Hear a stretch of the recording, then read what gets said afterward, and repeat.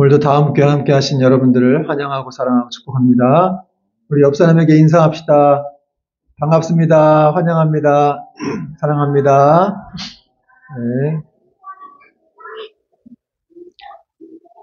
네. 우리 교회는 아이들이 있어서 참 좋습니다. 살아있음을 느낍니다. 오늘 말씀 제목은 살리는 것은 영이다 라는 제목으로 말씀 전하겠습니다. 여러분, 대화가 안 되는 사람들이 있습니다. 그런 사람들을 사오정이라고 하기도 하죠. 여러분, 정치인들끼리 대화가 잘 안 됩니다. 야당과 여당이 대화가 거의 안 되죠. 또 남북한이 대화가 안 됩니다. 될 때도 있는데 안 될 때가 더 많습니다. 또 남편과 아내도 대화가 잘 되는 것 같으면서도 안 될 때가 많습니다. 그래가지고 상처를 받아가지고 부인이 남편한테 이런 말을 하죠. 넌 누구냐? 저도 들었던 얘기입니다. 여러분, 부모와 자녀 간에도 대화가 잘 안 되죠. 아빠가 아는 게 뭐가 있어? 이런 식으로 얘기를 합니다. 여러분, 대화가 안 되는 이유가 뭘까요? 서로에 대해서 잘 모르기 때문입니다. 그리고 가치관이 다르기 때문이죠. 오늘 본문 말씀은 예수님께서 이 오병이어의 그 기적을 행하신 후에 이 가버나움 회당이라는 곳으로 가셔서 자신을 따르는 제자들과 함께 대화를 나누시는 내용이 계속되고 있는 그런 내용입니다. 예수님께서 가버나움 회당에서 내 살을 먹고 내 피를 마시지 않으면 너에게 생명이 없다. 이런 말씀을 하셨는데 그런 말씀을 듣자 이 따라온 사람들이 어렵도다. 왜 이렇게 말씀이 어렵냐? 이런 말씀을 합니다. 60절에 보니까 제자 중 여럿이 듣고 말하되 이 말씀은 어렵도다. 여러분, 이 어렵다는 말씀은 그냥 어렵다는 게 이해하기 힘들다는 게 아니라 받아들이기 힘들다라는, 받아들이기 힘들다, 불쾌하다, 뭔가 좀 반감이 생긴다, 이런 뜻입니다. 사실 이 사람들은 왜 따라왔어요? 그냥 예수님이 오병이어의 기적을 행하니까 그걸 보고 그냥 신기해갖고 따라왔잖아요. 떡 먹으려고. 그러니까 반감이 생기는 거예요. 엉뚱한 소리를 하시니까 예수님이. 그러자 예수님께서 내 말이 너희에게 걸림이 되느냐 이렇게 말씀하십니다. 61절 예수께서 스스로 제자들이 이 말씀에 대하여 수군거리는 줄 아시고 이르시되 이 말이 너희에게 걸림이 되느냐, 이 말이 너희에게 걸리느냐, 너희를 화나게 하느냐, 불쾌하게 하느냐, 이런 말입니다. 여러분, 오늘 제 설교가 여러분을 화나게 하지 않게 되기를 바랍니다. 불쾌하게 하지 않게 되기를 바랍니다. 여러분, 왜 사람들은 진리의 말씀이 지금 선포됐는데 이걸 듣고 왜 불쾌하게 생각하고 화가 날까요? 그것은 사실 이제 우리 안에, 인간 안에 이 본성 자체가 부패되어 있고 죄성이 있기 때문에 사실은 이 진리의 말씀을 들을 때 이게 불편한 거예요. 걸립니다. 여러분은 설교 들을 때 항상 기쁘기만 하십니까? 좋습니다. 믿음이 좋습니다. 근데 어떤 사람들은 설교 들으면 뭐야, 이 목사가 지금 나를 지적하는 거야? 내 죄를 지적하는 거야? 이렇게 하고 이제 굉장히 상처받기도 하고 그렇습니다. 그런 일이 굉장히 많아요, 사실은. 진리가 선포되면 사람들 입장에서는 상처를 받는 거예요. 또 하나, 왜 이렇게 진리가 선포되면 불쾌하게 느껴지느냐? 불쾌하다기보다도 이해할 수가 없느냐? 사실은 이 영을 육으로 이해하려고 하기 때문에 그렇다는 것이죠. 영을 육으로 이해하고 이성으로 받으려고 하기 때문에 그 말씀이 이해가 안 되는 거예요. 여러분, 이성이라고 하는 건 이 믿음을 잘 이해할 수 없습니다. 육은 영을 이해할 수 없기 때문에 이 육은 영이 거슬릴 수밖에 없는 거예요. 여러분, 인간이 어떻게 하나님을 다 알 수 있겠어요? 땅이 어떻게 하늘을 다, 천국을 다 알 수 있겠습니까?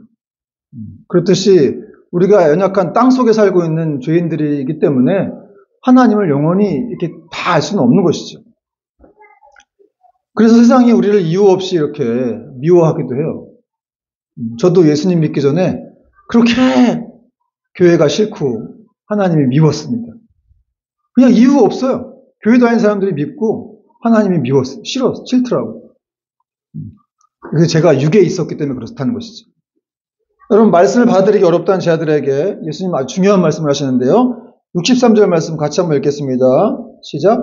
살리는 것은 영이니 육은 무익하니라. 내가 너희에게 이른 말은 영이요 생명이라. 할렐루야. 여러분, 이게 사실 오늘 본 말씀의 핵심 키워드인데요. 살리는 것은 영이다. 육은 무익하다. 살리는 것은 영이라고 할 때 영이라는 말씀은 성령을 말하는 거예요. 성령님만이 너희를 살린다. 육은 뭡니까? 인간의 부패한 이성, 본성을 말하는 거예요. 그 육은 너희를 살릴 수가 없고 성령님만이 살린다. 그리고 내 말씀 자체가 바로 영이고 생명이다. 여러분, 이 하나님은, 이 성령님은 하나님의 말씀을 도구로 사용하시죠. 그래서 에베소서 6장 17절 말씀 보면은 하나님 말씀에 대해서 성령의 검이라고 표현했어요.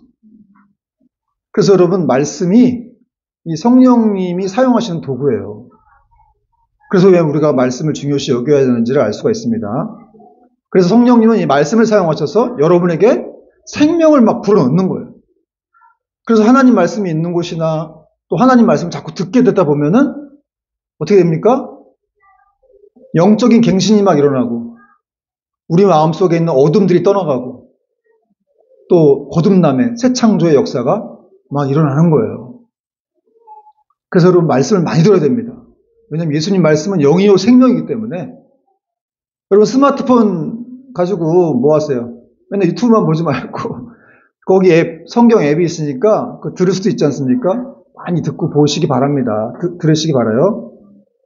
그러나 육은 아무 힘이 없다는 거예요. 육은 아무 힘이 없고 육으로는, 이성으로는 역사가 일어나지 않고 말씀의 해석이 불가능하다는 것이죠. 요한복음 3장에도 보면은 니고데모가 나오는데, 니고데모가 여러분 이스라엘의 국회의원쯤 되는 사람이에요. 근데 부유하고 높은 사람이었고 많이 배운 사람이었는데 예수님께 찾아와서 어떻게 하면 거듭나는 거냐, 내가 다시 이 나이에 엄마 뱃속에 들어가야 되는 거냐, 이런 말을 했어요. 그 예수님이 네가 성령으로 물로 거듭나지 않냐면 하나님 나라에 들어갈 수 없다. 니고데모가 착각한 건 뭐예요? 예수님 말씀을 자기 이성으로만 해석을 하려고 했다는 거죠. 그래서 내가 이 나이에 지금 엄마 뱃속에 다시 들어가야 됩니까? 이렇게 물어봤다는 거예요. 그러므로 여러분, 이성이라고 하는 건 믿음을 해석할 수가 없고 영을 해석할 수가 없다는 거. 이성은 그럼 뭘 해석하느냐? 지성을 해석하죠. 그리고 감성을 해석할 뿐입니다. 그러니까 인간의 생각과 어떤 정신으로는 말씀을 이해할 수가 없어요. 박사학위를 수백 개를 받아도 성경 말씀은 이해가 안 되는 거예요. 왜 교회 가는지, 왜 교회 가서 그렇게 오래 있는지, 왜 선교를 가는지, 왜 헌금을 내는지가 이해가 안 되는 거예요. 그래서 여러분, 사람이 만들어내는 모든 것들 있잖아요. 철학과 문학과 또 과학과 어떤 사상들, 이런 것들로는 하나님이 보이지가 않고 잡히지가 않아요. 그래서 그 사람들한테는 뭔가 목마름이 있어요. 뭔가 좀 알고 싶은데 알 수가 없는 거예요. 그러나 하나님이 보내주신 영이 있으면, 성령님이 있으면 하나님 말씀이 해석이 되고 이해가 되고 은혜가 되는 겁니다. 설교를 들을 때도 마찬가지입니다. 여러분 중에도 설교를 들을 때 이성으로 받는 사람이 있고 영으로 받는 사람이 있는데, 이성으로 받으면 졸려요. 이게 무슨 말씀인지 잘 몰라. 그러나 성령으로 받으면, 영으로 받으면, 자, 사실은 여러분에게 설교할 때 여러분의 이성에 설교하는 게 아니라 여러분 안에 있는 영에게 설교하는 거예요. 그리고 그 영이 여러분에게 뭔가 이렇게 뜻을 알려주고 이해시켜주고 하는 것이죠. 그래서 그 영이 없으면 이해가 안 되고 졸려요. 어떤 사람이, 저희 교회는 아니고 이제 제가 듣던 얘기인데, 어느 교회 다니는데 자기네 담임 목사님 설교만 들으면 그렇게 졸립더라는 거예요. 그래가지고 왜 이렇게 졸린 건가? 우리 목사님 설교를 못하는 건가? 아니면 내가 문제가 있는 건가? 그래서 어떤 분한테 물어봤더니 그건 영의 문제다. 어떤 집사님이 그건 영의 문제다 그러시면서 기도 많이 해라, 여기저기 기도 부탁을 해라. 그랬더니 정말 이분이 그렇게 자기도 기도하고 기도 부탁을 했더니 목사님 설교가 들리더라는 거예요. 안 졸립고. 여러분, 영적인 방해가 있습니다. 설교를 못 듣게 하려는 방해. 어떤 사람은 다 멀쩡하고 아주 스마트한데 설교 시간만 되면 그렇게 졸죠. 그런 분들 많이 있습니다. 졸고 안 들리고 무슨 소리인지 못 듣겠고. 그건 하나님의 영의 역사가 없기 때문에 그렇다는 거예요. 또 여러분, 찬송을 막 부르는데 막 눈물이 나고 막 은혜스럽고 막, 그렇죠. 그게 왜 그런 것 같습니까? 성령님이 우리 안에 들어오신 거예요. 그래서 막 역사를 하시는 거죠. 그래서 막 별것도 아닌 것 같은데 막 눈물이 그렇게 나고. 처음 믿을 때도 이렇게 교회에 앉았는데 막 눈물이 주르륵. 이거 슬퍼서 나는 눈물이 아니죠. 그렇게 막 성령님의 역사가 있다는 거예요. 여러분, 살리는 것은 영인 줄 믿으시기 바랍니다. 우리 영혼을 살리는 건 영이라는 거예요. 성령님이라는 거예요. 육은 결코 희망을 주지 못합니다. 여러분, 여러분 돈 벌고 싶죠?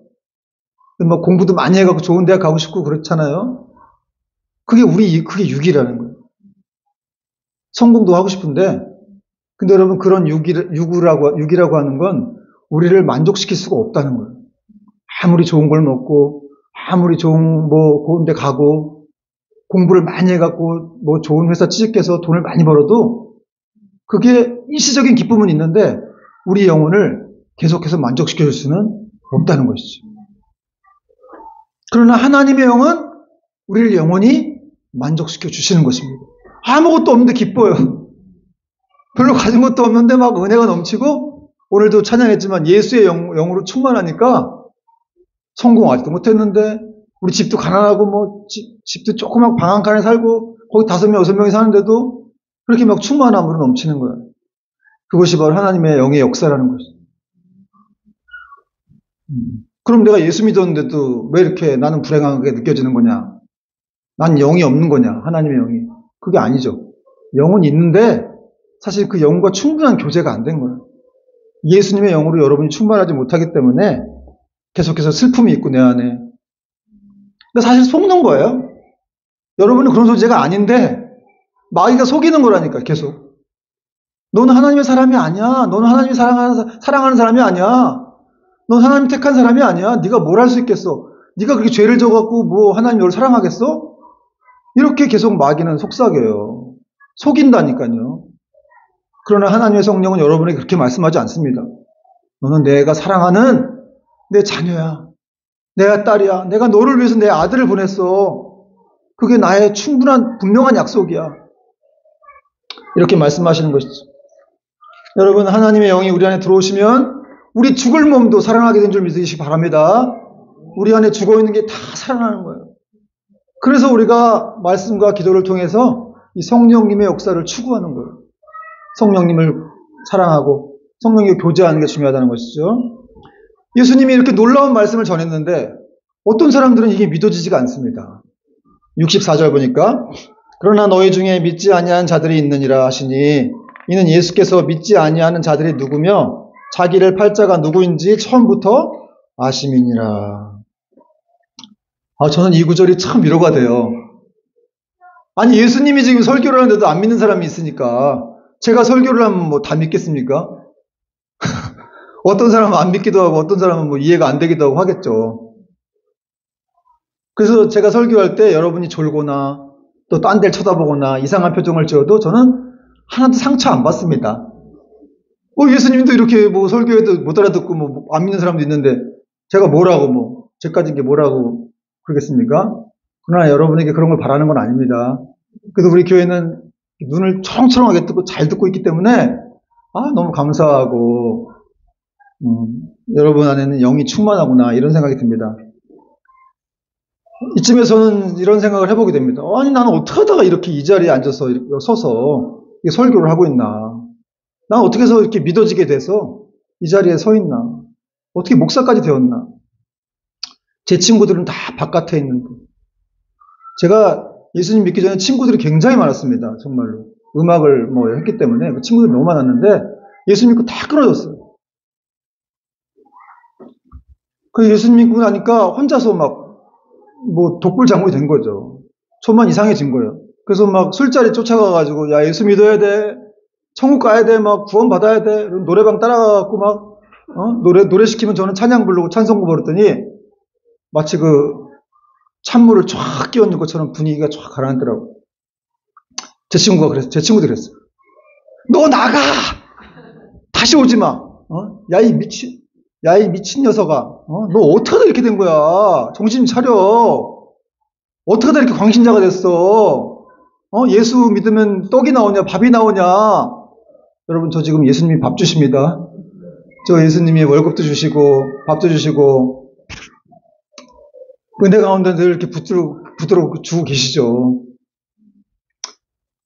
여러분 정말 이렇게 세상에서 가장 큰 기적은 무엇일까 생각해 보건대 여러분 뭐라고 생각하세요? 죄인인 내가 그렇게 하나님 싫어하고 교회를 욕했던 제가 예수 믿고 구원받은 거예요. 그게 진짜 기적이에요, 여러분. 그런 기적을 이뤘다면 하나님이 여러분을 책임질 수 있겠죠. 그렇게까지 막 하나님을 반대하고 역적으로 살던 사람을 악한 짓을 하던 사람을 하나님 구원하셨다면 다 뜻이 있지 않겠습니까? 그리고 다 창세전부터 계획 속에서 우리를 택하셨기 때문에 그렇게 우리를 인도해 가신다는 거예요. 여러분 이것이 진짜 기적이에요. 내가 창세전부터 택함 받아서 이 자리에 서 있는 거구나. 여러분 생각해 보세요. 여러분은 어떻게 구원받았습니까? 어떻게 구원받은 것 같아요? 모태신앙으로 이렇게 태어난 경우도 있겠지만 그것도 다 아버지 어머니도 누군가의 이렇게 전도를 받고 또 하나님의 계획 속에서 구원을 받은 것입니다. 그러므로 사실은 이 모든 것보다 더 값진 것은 없고 더 축복된 일은 없습니다. 오늘 65절 말씀에도 하나님께서 이렇게 오게 하지 않으시면 내가 구원받을 수 없다. 너희가 구원받을 수 없다. 이런 말씀하십니다.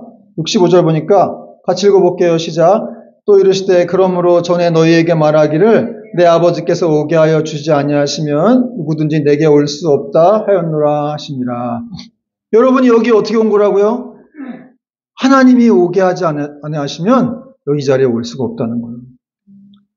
6장에서 44절에도 하나님이 이끌지 아니하시면 내게로 올 수 없다고 하셨는데 또 오늘 반복하셨어요. 반복은 뭡니까? 강조라는 거예요. 하나님이 이렇게 내게로 오게 하지 않으면 너희가 올 수 없다. 하나님께서 여러분의 영혼에 어떤 이렇게 힘을 주시는 거죠. 은혜를 주셔가지고 오늘 내가 교회에 가야 되겠다. 어떤 경우는 이렇게 절망적인 상황에서 또 이렇게 교회를 오게 되기도 하고 그러는데 하여튼 여러 가지 경로를 통해서 하나님이 부르시는데 어쨌든 그 인간 스스로는 못 와요. 그러나 하나님께서 힘을 주시고 은혜를 주시면 그 마음이 뭐가 확 바뀌어가지고 교회를 찾아온다는 거예요. 그런데 세상 사람들은 이걸 모르니까, 세상의 종교심은 이걸 모르니까 너희가 구원받은 것은 너희 힘으로 된 거다. 이렇게 또 얘기를 해요. 하나님의 은혜가 아니고 선물이 아니고 니네 힘으로 스스로 온 거다. 이렇게 세상의 종교심들은 이렇게 말을 합니다. 그래서 세상의 종교를 믿으면 뭔가 좀 나름대로 뭔가 만족이 있어요.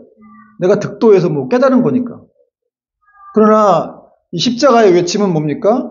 너는 가망이 없다는 거예요. 인간에게는 가망이 없다는 거예요. 도저히 하나님을 알 길이 없다는 거예요. 하나님이 알 길이 없었지만 하나님이 너를 사랑하셔 택해서 이 자리에 앉혀놨다는 거예요. 그것이 십자가의 외침이에요. 그래서 그 다음에 뭐예요? 피 묻은 십자가, 험한 십자가, 예수 그리스도의 십자가만을 붙드는 것이 바로 너의 진정한 소망이다. 그렇게 하나님은 너를 사랑하셔서 그 아들까지 십자가에서 내어주셨다라고 말씀하신 것입니다. 여러분, 성경은 인간의 모든 가능성을 다 밀봉해버려요. 인간은 가능성 없다는 거예요. 로마서 3장 10절 23절에도 이렇게 말씀하고 있죠. 기록된 바 의인은 없나니 하나도 없으며 모든 사람이 죄를 범하였음에 하나님의 영광에 이르지 못하였다. 아담의 타락으로 모든 사람이 죄를 범해서 하나님을 알 수가 없게 됐어요. 영적으로 다 죽은 거죠. 여러분, 세상에 영적으로 죽은 사람이 얼마나 많아요.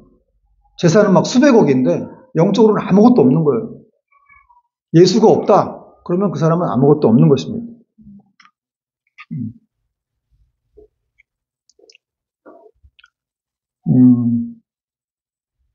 그런데 여러분, 이런 또 예수 그리스도의 십자가를 붙들면 구원받는다. 이 말이 또 세상 사람들이나 영적으로 교만한 사람들한테는 이 말처럼 기분 나쁜 말이 없어요. 그럼 인간은 꼭두각시란 말이냐? 우린 도대체 뭘 하라는 것이냐? 우리도 뭔가를 해야지. 자꾸 이렇게 사람은 뭔가를 이렇게 하려고 해요. 그러나 구원이라고 하는 건 온전히 하나님의 선물이라는 거. 그로부터 왔다라고 하는 거. 오늘 여러분 예수님께서 말씀하시는 내용은 그런 거예요. 인간의 노력이 아니라는 거예요. 너희들의 노력이 아니다. 오직 하나님의 능력과 은혜로 되는 것이다. 한마디로 살리는 것은 영이라, 성령이라는 것이죠. 그리고 육체의 노력은 무익하다. 너희가 이것을 알아야 되고 그렇게 성령의 역사만이 너희들을 거듭나게 만들고 또 새 생명을 있게 만들고 또 우리가 또 새로운 창조가 되게 하여서 하나님을 따라갈 수 있게 만드는 것이다. 이렇게 말씀하시는 것입니다. 결코 지성으로 논리의 전개로 감동적인 호소로 사람을 변화시킬 수 있다고 생각하면 오산이라는 거죠. 예전에 어떤 목사님이 교회 부흥 세미나를 갔더니 거기서 그러더랍니다. 교회가 부흥하려면 좋은 건물이 있어야 되고 사람들이 잘 다니는 지하철 여권이 있어야 되고 또 주차장이 있어야 되고 여러분 무슨 교회가 무슨 마트입니까? 뭐 그런 어떤 음식점이에요. 또 특별히 좋은 파이프 오르간이 있어야 된다고 해서 막 고민을 했다는 거예요. 근데 그 파이프 오르간이 3억인가 돼가지고 그 작은 교회 목사님들이 이걸 사야 되나 말아야 되나 교회 부흥을 위해서 사야 될 것 같은데 걱정을 막 근심하면서 돌아왔다는 거예요. 너무 비싸가지고. 그 부흥 세미나 갔더니 그러더라는 거예요. 그렇지 않으면 부흥이 안 된다. 또 어떤 분들은 교회 안에 현란한 음악을 틀어놔야 교회가 부흥한다. 교회가 노래방이에요. 뭐 현란한 음악, 요란한 음악을 틀어놔야 부흥합니까? 또 미국의 유명 목사님은 막 이 강단을 막 에덴 동산처럼 꾸며놓고 하얀 옷과 하얀 신발을 구두를 신고 나오셔가지고 아주 거룩한 목소리로 할렐루야 뭐 이렇게 말씀하시는데 그러면 교회가 부흥한다고 생각을 한다는 거예요. 근데 여러분 그런다고 교회가 부흥하는 것이 아니라 우리가 여러분 지금 세계에서 가장 부흥하는 교회가 어딘지 아세요? 중국의 지하교회입니다. 거긴 막 1억, 2억이 넘어요. 그 중국의 지하교회들은 아무것도 없어요. 뭐 우리처럼 이렇게 이런 키보드가 있는 것도 아니고 이런 장소가 있는 것도 아니고 지하 땅굴에서 그냥 모여서 소리도 내지도 못해서 이렇게 찬양도 조용하게 부르고 숨죽여 부르는 그런 곳에서 뭐 성경책 같은 것도 막 문화혁명 당시에 숨겨놨던 거 몇십 년 된 거 그걸 땅속에 파묻었다가 그거를 다시 이렇게 빼가지고 그걸 막 흙을 털어가지고 그렇게 보고 그런데도 막 그렇게 부흥하는 거예요. 왜 그렇겠습니까? 성령님이 역사하시기 때문에 그런 교회의 부흥이 일어나는 것이죠. 그러므로 여러분 사실 우리가 교회의 부흥을 위해서 뭘 해야 됩니까? 사실은 성령님의 역사를 놓고 기도를 해야 돼요. 사실은. 물론 하나님의 뜻이 있어야 되겠지만 이 성령님의 역사를 구할 때 그럴 때 교회가 부흥하는 것이죠.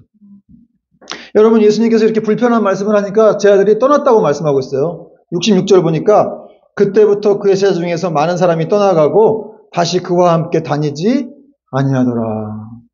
여기 제자란 사람들은 사실 요즘 말로 얘기하면 교회 좀 다니는 사람들이에요. 교회 좀 나오고 일 좀 하는 사람들인데 예수님이 이렇게 너희가 십자가를 지고 영원한 양식을 위해 나를 따르라 이런 말씀하셨더니 떠나갔다는 것이죠. 여기서 알 수 있는 건 무엇입니까? 이 사람의 숫자가 참 진리를 말해주는 건 아니라는 거. 사람 많다고 해서 그게 교회가 진짜 강한 교회냐?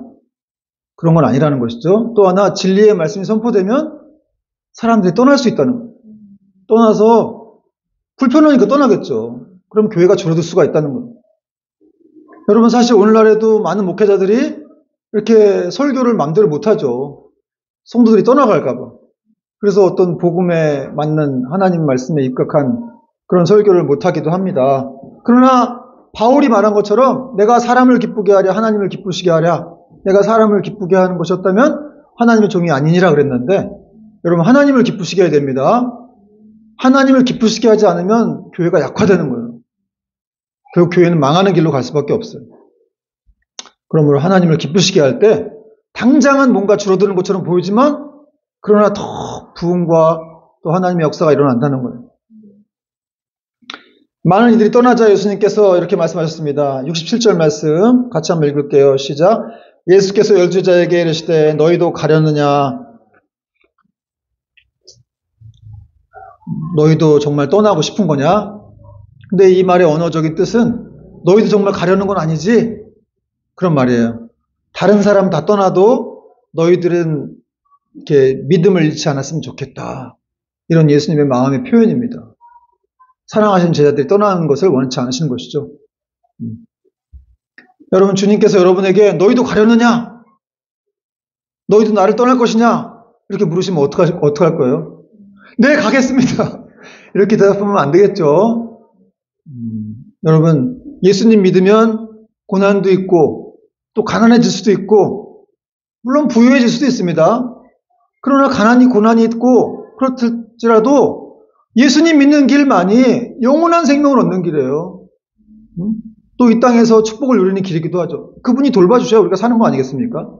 그럼 모든 축복을 받는 거예요. 또 이렇게 예수님 좋아요, 예수님 사랑합니다, 그리고 따라가는 사람들은 내가 결코 너희를 버리지 않겠다. 내가 너희를 내게 오는 자를 결탄코 내가 버리지 아니하리라. 이렇게 말씀하셨어요. 이 땅에서 보호해 주신다는 것이죠. 그리고 내세까지 영원한 생명을 주시겠다는 거예요. 그러므로 우리는 진정한 성도라면, 참 제자라면 이렇게 베드로처럼 고백해야 됩니다. 68절 보니까 시몬 베드로가 대답하되 주여 영생의 말씀이 주께 있사오니 우리가 누구에게로 가오리까? 여러분에게도 이런 고백이 있길 바랍니다. 영생의 말씀이 주님께 있다는 거예요. 오직 영원한 생명의 말씀, 영생의 말씀은 생명의 말씀이죠. 이 생명의 말씀이 주님께만 있으니까 나는 주님을 떠나지 않겠습니다. 베드로의 고백이었어요.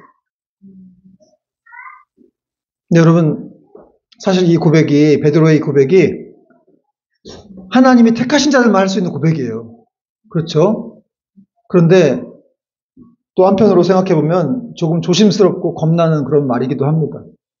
여러분, 우리가 마치 주를 위해서 죽을 것처럼 고백하다가도 어떤 때 위기가 닥치면 또 막 움츠러들고, 또 풍랑이 치면 또 막 괴로워하고, 난 믿음이 있는 건가 없는 건가 막 이런 생각도 하기도 하는데, 그래서 여러분 잘 생각해 보세요.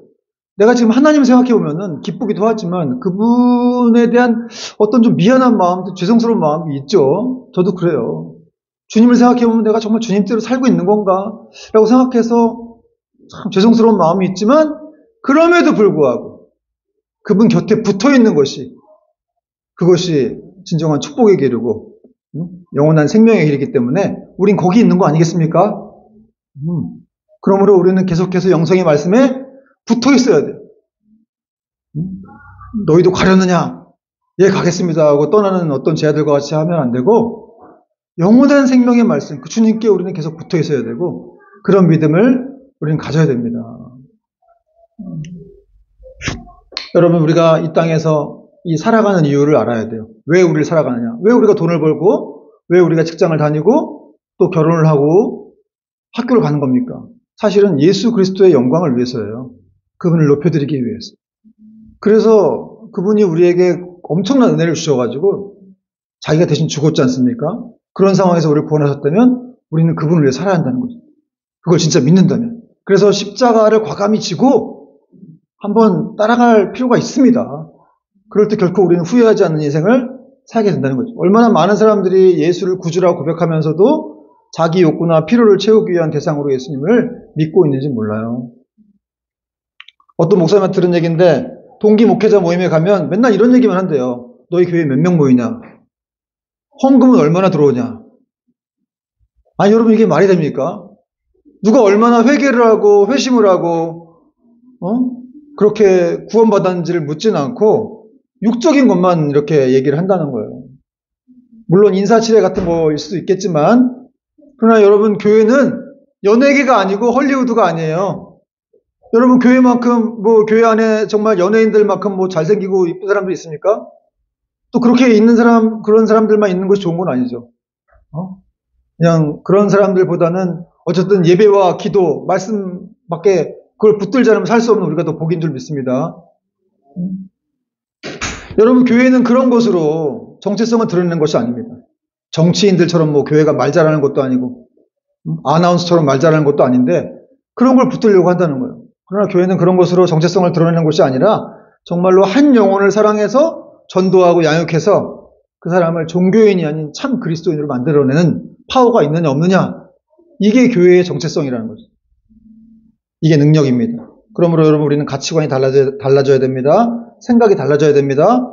처음에는 떡을 보고 쫓아왔을지라도 주님의 뜻을 알았다면, 또 그분을 사랑한다면 이제는 자기를 부인하고 십자가도 지고 나는 죽고 예수를 드러내는 그분의 영광을 위한 삶을 살아야 될 줄로 믿습니다. 여러분, 말씀의 결론을 맺겠습니다. 사랑하는 여러분, 하나님께서 우리에게 성령을 보내셔서 우리를 새롭게 창조해 주셨어요. 완전히 새로운 피조물이 된 거예요. 그래서 나는 이전에 있는 사람인 것 같은데라고 생각할 수 있지만 사실은 이전 것은 완전히 지나간 거예요. 나는 과거의 사람이 아니에요. 그래서 완전히 새로운 피조물이 됐습니다. 하나님의 거룩한 종이 된 것이죠. 그런 정체성으로 우리는 살아가는데, 그런데 그렇게 우리를 부르신 주님의 뜻에는 더 높고 고귀한 그런 뜻이 있다는 거예요. 우리로 하여금 그분의 거룩한 나라와 영광을 위해 살도록 하기 위해서. 이 땅에서 그냥 밥 새끼 어떻게 걱정이나 하고 그거 먹으려고 썩어질 것들을 위해 살아가는 그런 사람들을 되게 해서 우리를 부르신 것이 아니라 더 거룩하고 고귀한 하나님의 영광, 그 나라를 더 확장하고 전파하기 위해서, 그 나라에 여러분의 이론을 여러분을 세워서 나중에는 그 하나님의 천국에서 우리가 영생을 누리게 하기 위해서 우리를 부르신 것입니다. 그러므로 우리도 예수님의 본을 따라서 진리와 사랑으로 그분을 세상에 드러내는 그리스도의 향기요 편지로 살아갈 줄 믿습니다. 저는 그리스도의 편지란 말이 너무 감동적인 것 같아요. 너희가 그리스도의 편지다. 여러분, 편지의 힘이 얼마나 강한 줄 아시죠? 아시는 분들도 있을 것 같은데. 저도 생일날 아내에게 편지를 쓰는데 이 손으로 쓰는 편지의 힘이 참 강한 것 같아요. 그래서 팔 아프지만 저도 편지를 씁니다. 저도 편지를 받으니까 너무 기쁘더라고요. 뭐 성도들한테 받을 때도 있고 또 우리 자녀들한테도 받을 때가 있는데 자녀들은 요새 좀 안 씁니다. 그렇기도 하는데 어쨌든 쓸 때도 있는데 이 편지의 힘 정말 강합니다. 근데 하나님이 우리를 그리스도의 편지라고 그랬어요. 여러분, 세상의 편지의 힘을 우리가 알려주는 사람들이 됩시다. 하나님의 사랑을 알려주는 그런 편지들로 또 한 주간도 살아가면서 승리할 수 있는 저와 여러분 될 수 있기를 주님의 이름으로 축원드립니다.